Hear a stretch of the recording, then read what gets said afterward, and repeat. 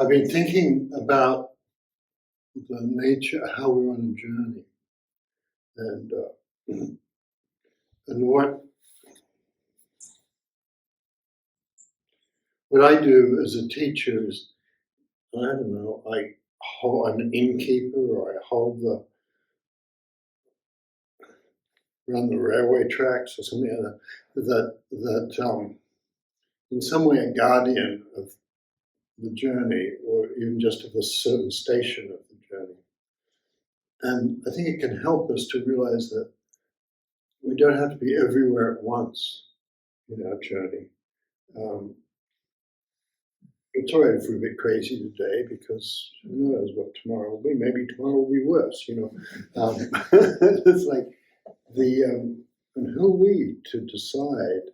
That's the main big thing in Zen, is who are we to decide and give a verdict on things, because there's a continuous development and change in the universe.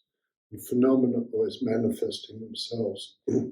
And everything that appears has some quality of first of all, being a gate. Everything is a way in to the true life, and also everything that appears, if I'm not coming to a verdict about it, I'm not prejudiced and deciding it's good or bad, or it's good for me, or this, I can use this for, oh my God, take this away. Everything then becomes a gift and has a beauty to it. There's really nowhere that doesn't have, no condition that does not have that beauty, just to say. So I want to talk about the Koan today, that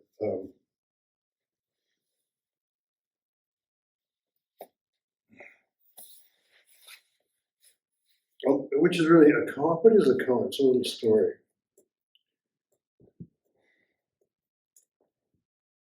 There it is. Ding.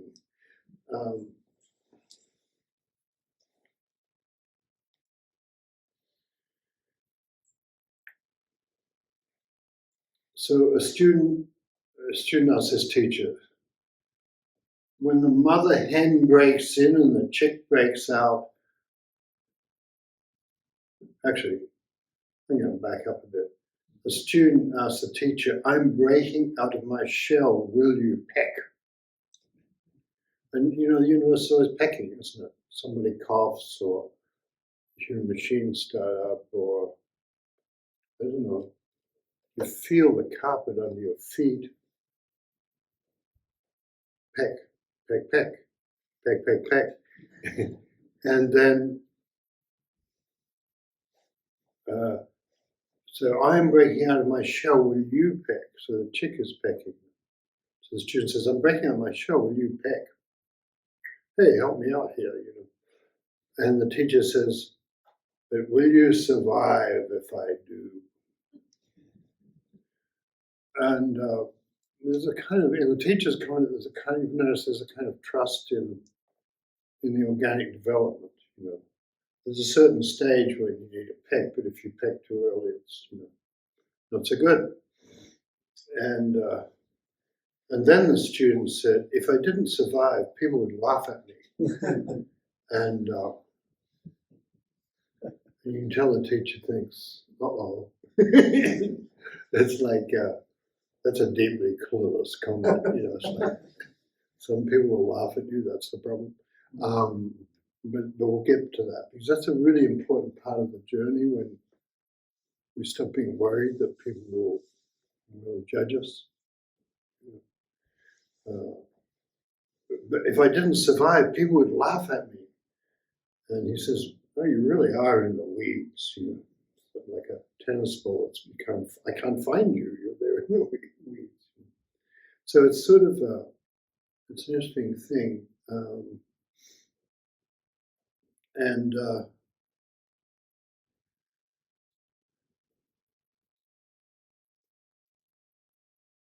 Yuan Wu, who was the guy who collected and commented on these stories in Sichuan. Like Sichuan was a very lively art center, but provincial, and so it kind of survived some of the disasters that happened elsewhere. So Zen flourished there. And he said, if you see this koan, you see where the student and the teacher meet each other. It's just a meeting like that. And you can feel like it's a true encounter is a mysterious thing because in a way we both dissolve if we're really meeting. So something, not nothing. And the chick break, and then Shen Yan says the chick breaks out, the mother hen breaks in. When the chick awakens, there's no shell. Chick and hen, we forget both of them, responding to circumstances perfectly. Chicken, we forget our childhood in some way. You know, it may be an instructional thing, but here we are in this marvelous world. I forget that I was ever in a shell. I forget that I was ever the wrong side of the door. Together on the path, chanting in harmony. Shenyan's view is kind of touching.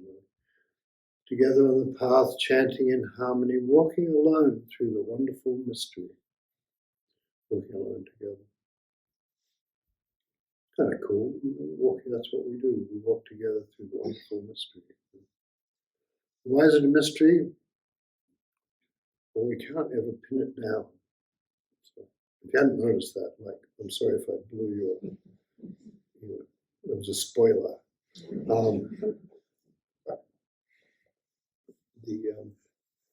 And just a little aside, I want to say something about the mystery. Walking alone through a wonderful mystery. The mysterious is an interesting comment. There's this other great teacher called Da Lung. Somebody asked, what is the mysterious?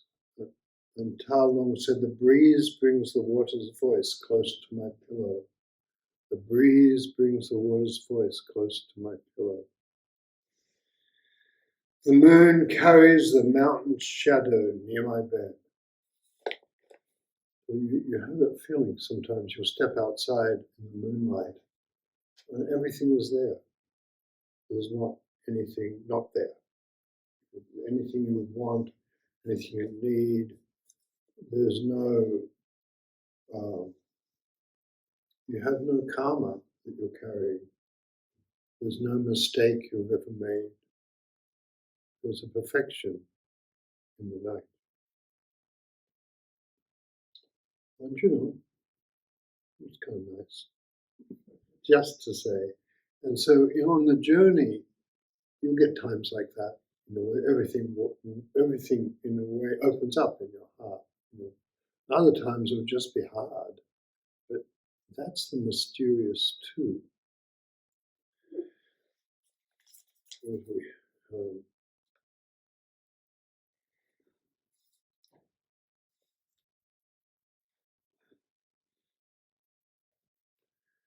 And the person who said this beautiful thing about together on the path, chanting in harmony, walking alone through the wonderful mystery. That was a guy his name was Xiang Yan, and he's got a great backstory because he was a brilliant scholar. There's a few stories like that. People were just really super smart, but they couldn't get into life. They couldn't escape from their ability to be brilliant about everything and know all the sutras and things like that. You know, we've all had moments like that where you can't get out of how you're thinking about something to live inside it and let it flourish in you. And Zen is a lot about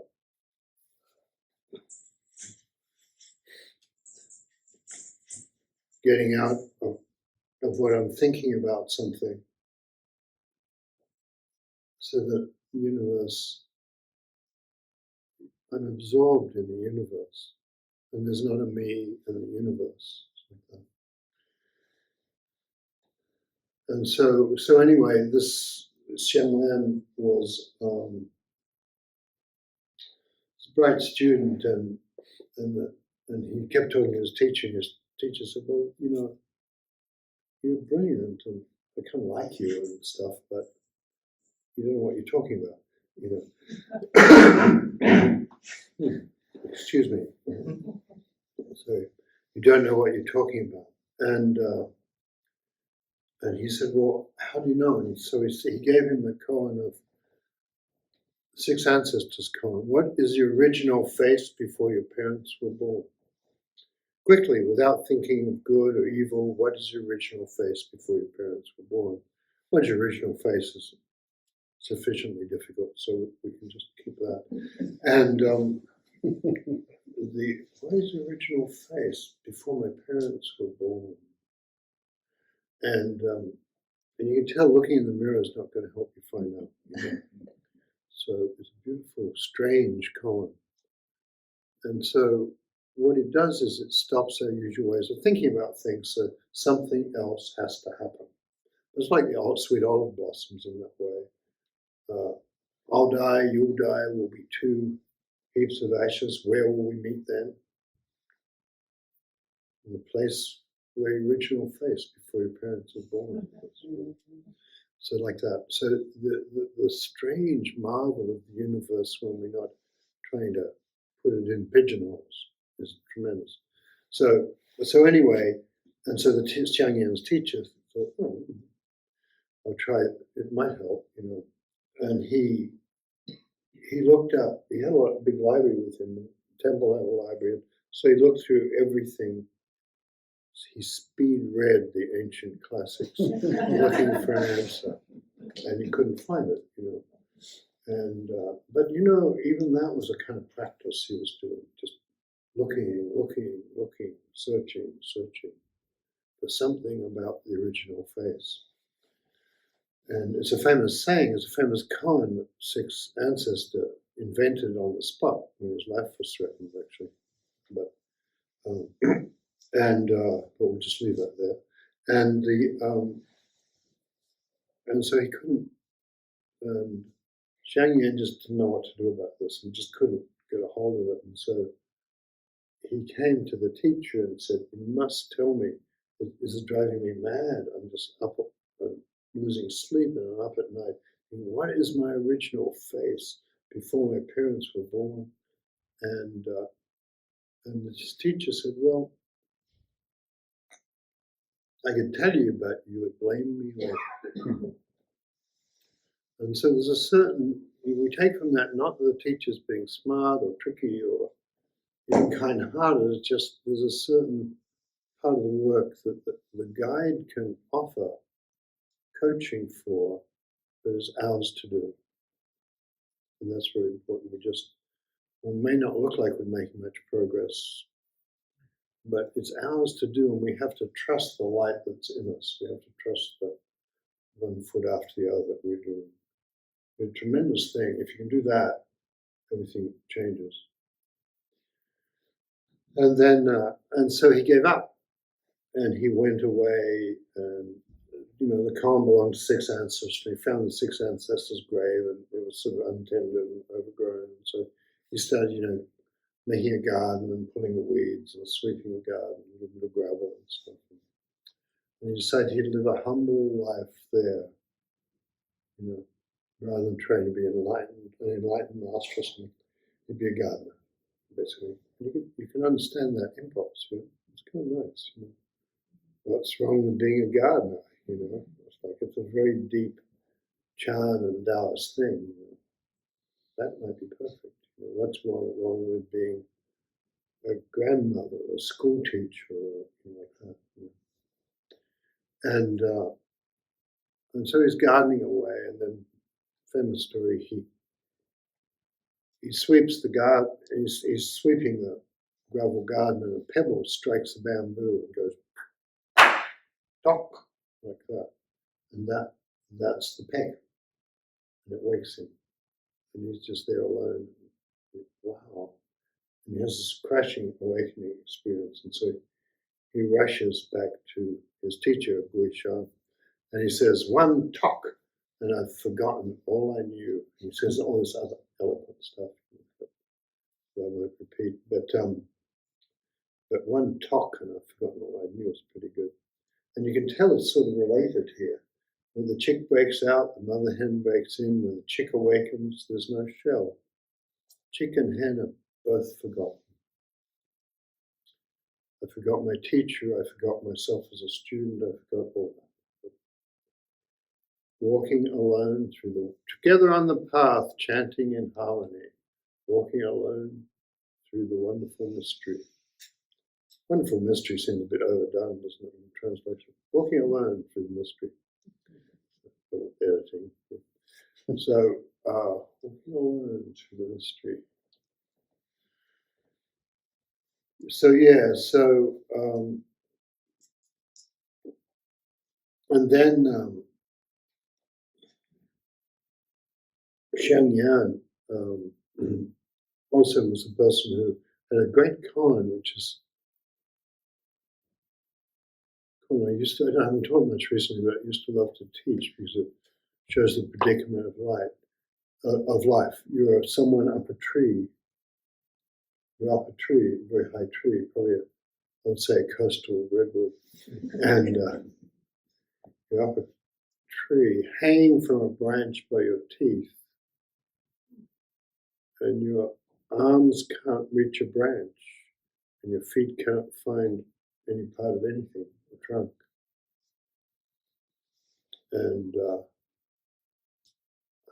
And someone comes beneath the tree and shouts out very loudly, what is the meaning of, why did Bodhidharma come from the West? What is the meaning of Zen? And you must answer. If you answer, you lose your life. If you do not answer, you fail in your duty to be helpful. What do you do? So it's your classic predicament koan, which is what we're born into. We're born into the predicament of being alive. Right? The Indians call it the noble truth, difficulty. We're in Zen, I don't think we really see it as, I don't think we really see Zen, just to say, marketing here. I'm marketing statement from our sponsor. I don't think, I think the idea that you've got to get rid of suffering is like it's a bit whack-a-mole, a feeling arrives and boom, and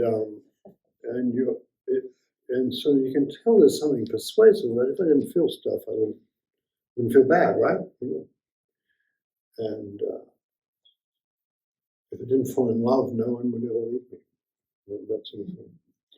If I didn't let people touch me, I would never suffer. But we can tell somehow that Hakuin's teacher described that as watching over a corpse in a coffin, sort of meditation where you're just trying to keep everything still. And so you can tell that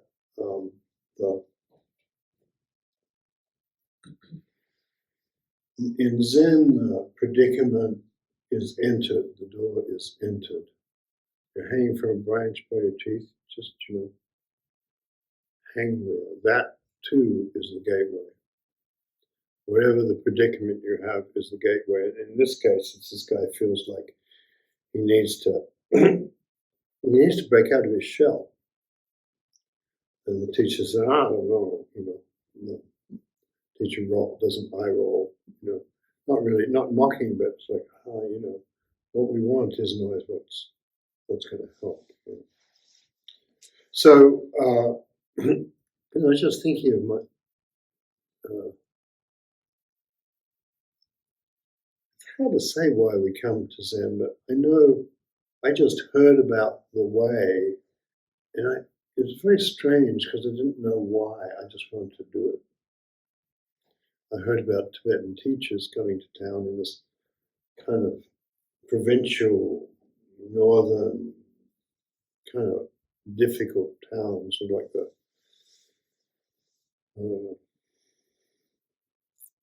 Alabama of Australia, and full of cruelty and prejudice, but also interesting things, fish, and so, but naturally that's where these llamas were coming, and I didn't know what a llama was, and I didn't know.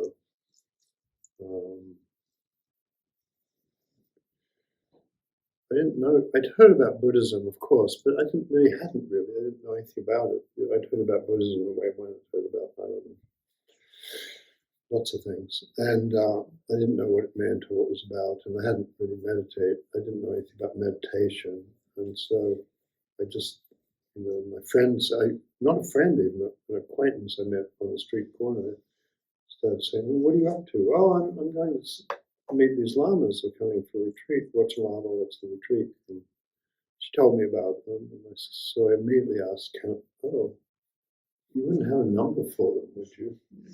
And she immediately got what was going on. She said, "You can go, but you will not return." I thought that was kind of wise of her. She was I was a lowly copyright editor at this publishing. I was doing a little bit more than copy editing actually, but at this publishing house, and she was an acquisitions editor or something. So we never ran into each other, but we kind of knew each other this much. We knew people who knew each other, and never saw her again, I think, as far as I know. But it was great, and so I went. But she's right, I never came back. And here I am today. And the thing about that is two things. One is, your destiny, you've got to trust your fate, Your destiny has to be trusted. And it's an important thing. Lin Ji said, "Have confidence in the light that is always at work inside you. It's brought you here. It's given you this meditation. If you think your meditation's really annoying, it's giving you that. It's giving you the capacity to be annoyed and super picky about your meditation, all that, whatever it is. And it's a kind of a thing, It's like you have to trust your fate. And you can fight against it and think, "Oh my God, if only," and that's fine. But in a certain sense, it's got you. And then you might find you don't get some things like this poor guy with the original face before your parents were born. It's kind of a hard koan, actually. And it's been given to a scholar who's one of the least suitable creatures in the universe for working out something that can't be thought through, right? And but he's sincere and he's the real deal. And so it doesn't matter really that he's using the wrong methods and all that sort of thing. That's better than not using any method, isn't it? At least I'm doing it wrong. And at least I'm making trouble. And also the kindness of his teacher, who was a famous, legendary figure, great figure, and who said, "I could tell you, but, he would blame me, and also it would hurt his heart too, to help someone in the wrong way." So we can love somebody and watch them try without taking away their power. So so then I ended up for complicated reasons, which I claim to understand, but I don't think that's necessarily true, and ended up in a temple in Hawaii, on Maui, mainly. I was there for the better part of the year, and or more. And then I was in a temple in Honolulu, but and I could feel that. God, I hated it. I wouldn't say I was uncomfortable. I had a passionate about it, and because my body really hurt. I was being an athlete, and everything I did with my knees hurt. Every time I tried to bend my legs, it hurt. My knees would sit up like this and stuff. And And I just hated the culture too. These people are pretending to be Japanese. What's up with that? You know? I'm pretending to be Japanese. What's up with that? We meet each other, say hi, things like that. But you know, and I could tell though it was my fate. It was all right, you know. It was like it was my path, and I could also tell that I just had to get through the period and not smash the wall, sort of thing. And I could tell that. Also, there were a lot of interesting people, and that encouraged me. A lot of artists and poets and people, significant people. Some of whom I heard about and was a fan of. I didn't even realize they'd done Zen. But and I could feel I didn't have anywhere else to go. You know, what I wanted, philosophy wouldn't help, and I don't know. I don't know what would help other than like some sort of the deep inner path. And then if you're in that, it really doesn't matter. And when people talk to me about, God, I'm going to come and see you, and I won't know the answer to my koan. Yes. Is there a problem? It's like that. So it's like good. That I was working with the dog of Buddha nature, or not koan, and and I could tell it wasn't an intellectual puzzle about the nature of Buddha nature or something like that.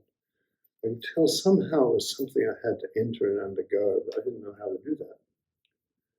And I knew that I couldn't figure it out, so I didn't try to do that, but I couldn't really get into life and let it have me. That was my task, to let it have me. And that's our task here, right? Let the meditation have you. And then whatever you want will come out of it, will appear. Whatever the universe wants to do with you will become visible. You know? And that's all right. You know, you'll become whatever it is. You know, you'll be a better whatever you are. You know, and mainly so I did that, and I found that somehow I felt purified.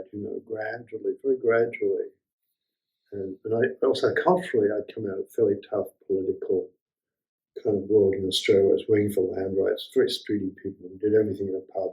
And mostly people were drunk, and I was with these nice New Age people, in Hawaii, but it didn't matter either. They were sincere in their way, and I was kind of snobbish about it. It didn't seem very, I don't know.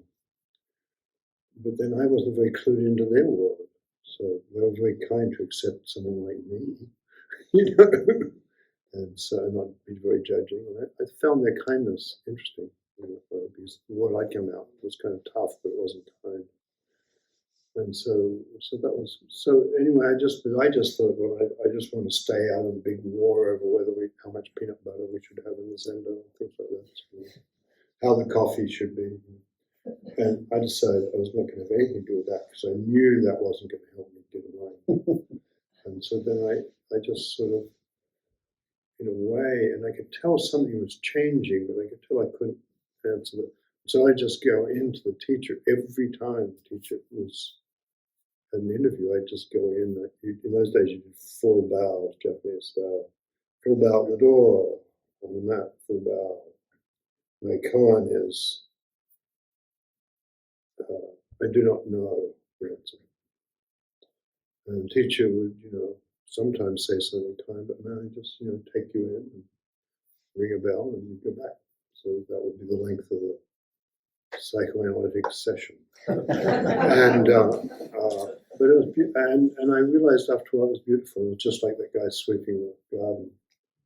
And then in the end, something, a peck or the universe pecked and woke me up. So I'm just saying to you, so it does not matter, do not care. People say, well, the teacher will judge me. Why should you care? What's that got to do with you wanting to wake up? The teacher's foolish enough to judge you or be affected by you. Like, think you'll be judging her or him. That's the teacher's problem. and it's nothing to do with you. So stick to your own problems.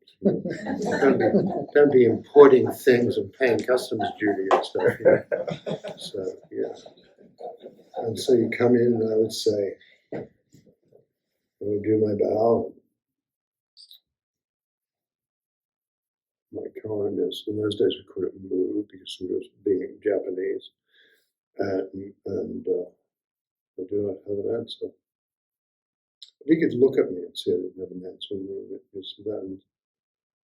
and occasionally he'd say, keep it up, or something like that, and ring his bell, and I'd leave. It was a kind of perfect life in this funny kind of way. And then I worked in the garden and did a lot of zazen, did about 5-6 hours a day of zazen. And then gradually the healings of the madness of my life that I brought with me started to happen. So I stopped being right and wrong and yes and no and those things. So I'm just saying that trust your own journey here. The universe is always pecking. In your own way you're pecking, but you don't even know if you've grown enough to break out yet. Like, who knows? I didn't know. Who knows? Maybe I did go through this process of thinking, well, I don't know. Xiang Yan was interesting, like going away and looking at the ancestors' site, the tomb of the ancient master, generations and generations before. It seemed okay, Gardening, I like gardening, Actually, I hadn't liked gardening, but I found like gardening could be good. It was better than the pain in the knees, things like that. So it was all right. So I had to trust that the world, I couldn't force the world to be what I wanted it to be. And I couldn't force the world to make me what I wanted it to be, because I had no idea what I should be. Because that was up to the universe to form me and shape me, things like that, right? So we can't do much about it. The true traveler, as the Taoists say, has no fixed destination, no set time of arrival. That's true of Koan. But you're in a marvelous journey, in the mystery together, chanting together, walking through the splendor. So, I don't know. Good enough, eh? It's all right to be here. It's really nice. I really like being here. It's great, isn't it?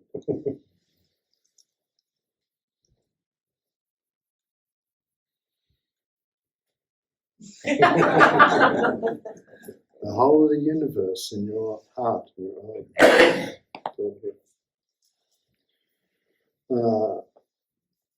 I don't know. Comments, questions, answers, solutions to the nature of the universe. I mean, I think we all have a lot of questions. I like when Tess said, well, what's a question? And I had to think, I thought, well, I don't know. We've got a lot of non-questions that are shallow, but what's a deep question? And I think, we're in the marvelous journey, we're in the great work together. And we're in the vessel. And there's a lot of compression sometimes happens, and think, forces of steam and heat that we're subjected to, in psyches. Tendency to blame, anybody ever met that one? Picking and choosing, complaining about things, thinking, God, that was great, let me hold on to it. And then you kill the little hummingbird by grabbing it, and that sort of thing. So be patient with everything that rises in your own heart. And we have to bear. The hardest thing for me to bear was the hardest thing for me to bear was how vulnerable I felt, how much love there was in the practice. And I really want to be tough and clear, martial arts, and I don't know, in a way, you get kind of tough because you're not frightened of stuff. You're not frightened of dying and stuff like that. It's not like you have an attitude; you're just not frightened anymore. And but you may be awed and things like that. But really, I felt like the sweetness was what the big revelation for me was. I kept trying to do this, but actually it was over here. There was a loving quality of the Dharma, which that's what the nature of the Bodhisattva path is about, right? Try to help a little bit, be a bit kind, It might be nice, You might try being kind, you might enjoy it. Like that. And also the universe might enjoy you and your universe will change. Like that. Remarkable how the universe changes when we like it and we're loving towards it. Just like that guy sweeping the grave. Thank you for all your questions.